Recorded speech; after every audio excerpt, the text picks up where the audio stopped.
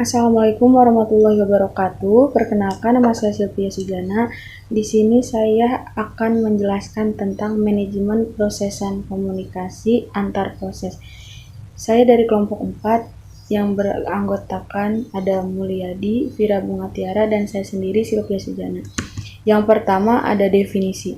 Komunikasi antar proses atau interprocess communication atau IPC adalah cara atau mekanisme pertukaran data antara satu proses dengan proses lainnya, baik itu proses yang berada di dalam komputer yang sama atau komputer jarak jauh yang terhubung melalui jaringan.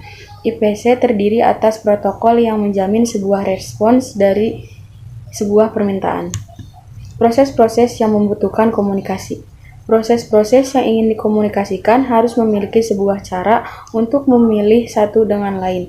Proses-proses yang ingin dikomunikasikan dapat menggunakan komunikasi langsung atau tidak langsung. Proses-proses yang membutuhkan komunikasi ada 4. Yang pertama, komunikasi langsung, komunikasi tidak langsung, sinkronisasi, dan yang keempat ada buffering. Komunikasi langsung. Setiap proses yang ingin berkomunikasi harus memiliki nama yang bersifat eksplisit, baik penerimaan atau pengirim dari komunikasi tersebut. Dalam konteks ini, pengiriman dan penerimaan pesan secara primitif dapat dijabarkan sebagai ada 2 di sini. Yang pertama ada send atau P message atau mengirim sebuah pesan ke proses P. Yang kedua ada receive atau Q message atau menerima sebuah pesan dari proses Q. Sebuah jaringan komunikasi pada bahasan ini memiliki beberapa sifat, yaitu ada 3. Yang pertama, sebuah jaringan yang didirikan secara otomatis di antara setiap pasang dari proses yang ingin dikomunikasikan. Proses tersebut harus mengetahui identitas dari semua yang ingin dikomunikasikan. Yang kedua, sebuah jaringan adalah terdiri dari penggabungan 2 proses. Yang ketiga, di antara setiap pesan dari proses terdapat tepat sebuah jaringan.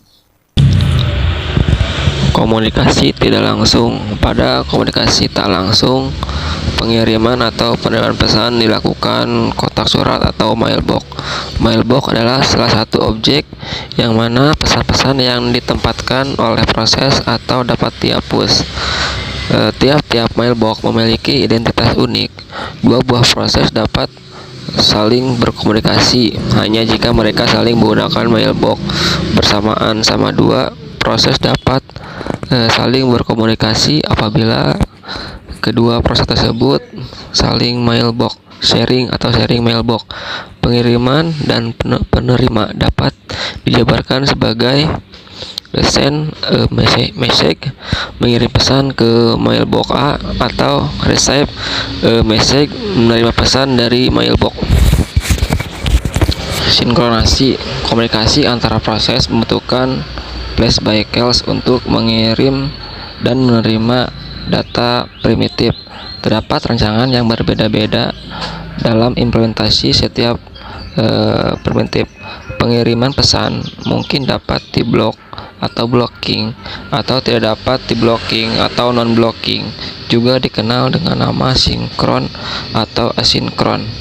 Pengiriman yang diblok. Proses pengiriman diblok sampai pesan diterima oleh proses penerima receiving proses atau oleh mailbox. Selanjutnya pengirim yang tidak diblok.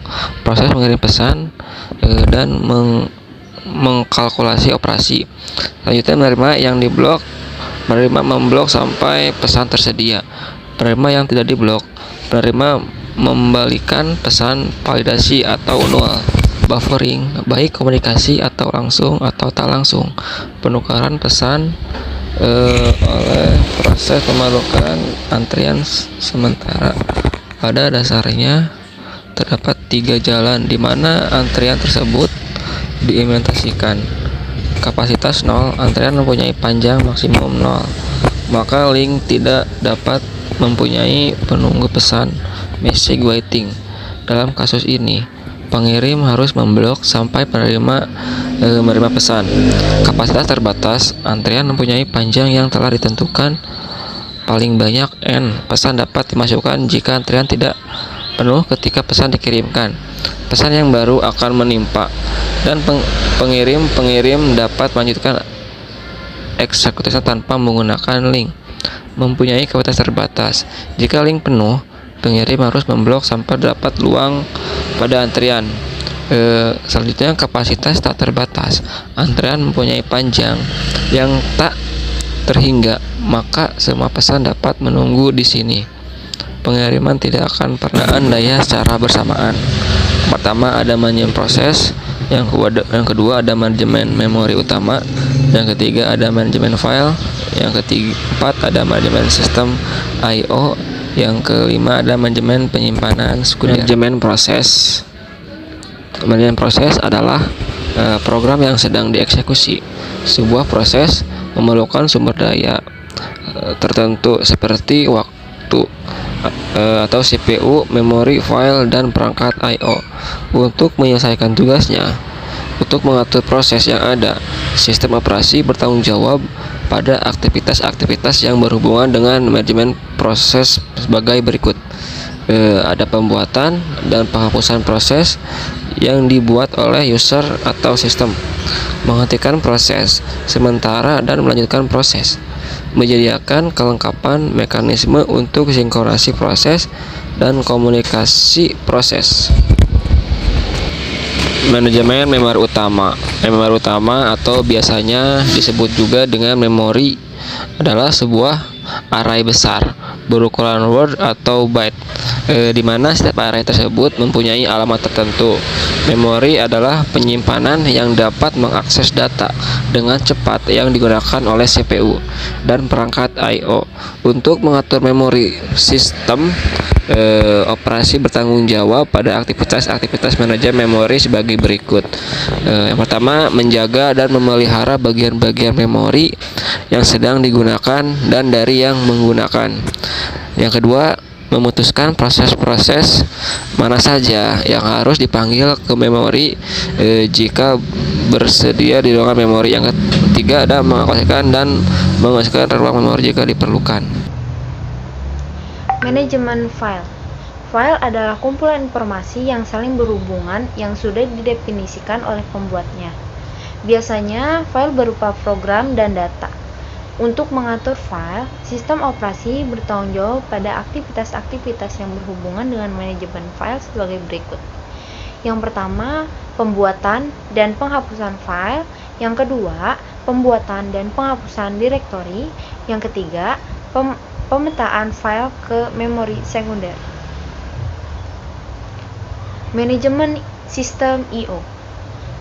Sistem operasi bertanggung jawab pada aktivitas-aktivitas sistem I/O sebagai berikut. Yang pertama, sistem buffer caching.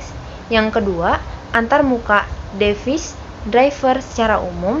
Yang ketiga, driver untuk device hardware tertentu. Manajemen penyimpanan sekunder. Karena memori utama bersifat volatil dan terlalu kecil untuk mengakomodasi semua data dan program secara permanen, sistem komputer harus menyediakan penyimpanan sekunder untuk backup memori utama. Beberapa sistem komputer menggunakan disk untuk media penyimpanan, baik program maupun data. Sistem operasi bertanggung jawab pada aktivitas-aktivitas manajemen penyimpanan sekunder sebagai berikut. Yang pertama, pengaturan ruang bebas. Yang kedua, alokasi penyimpanan. Yang ketiga, penjadwalan disk. Rage condition. Situasi di mana beberapa proses mengakses dan memanipulasi data bersama pada saat bersamaan. Nilai akhir dari data bersama tersebut tergantung pada proses yang terakhir diselesaikan. Yang kedua, suatu kondisi di mana dua atau lebih proses mengakses share atau memori dan data pada saat yang bersamaan dan hasil akhirnya tidak sesuai dengan yang dikehendaki. Critical selection. Bagian dari suatu program di mana terjadi pengaksesan terhadap share memori dan share file yang dapat mengakibatkan terjadinya rage condition. Cara yang dapat dilakukan untuk menghindari terjadi rage condition yaitu yang pertama, tidak ada dua proses yang masuk critical section-nya secara simultan atau bersamaan. Mutual exclusion. Mutual exclusion yaitu suatu cara untuk memastikan bila sebuah proses sedang menggunakan sebuah share variabel atau file sehingga proses-proses yang lain harus tidak diikutsertakan untuk melakukan hal yang sama. Di sini ada kriteria mutual exclusion. Yang pertama, tidak boleh ada dua proses atau lebih yang berada dalam satu critical section. Yang kedua, jangan berasumsi dengan kecepatan running CPU dan jumlah CPU. Yang ketiga, tidak boleh ada proses di luar critical section yang memblok atau menghalangi proses lain masuk ke critical section. Yang keempat, tidak boleh ada proses yang menggunakan atau menunggu terus untuk masuk ke critical section. Baik, sekian dari kelompok kami. Wassalamualaikum warahmatullahi wabarakatuh.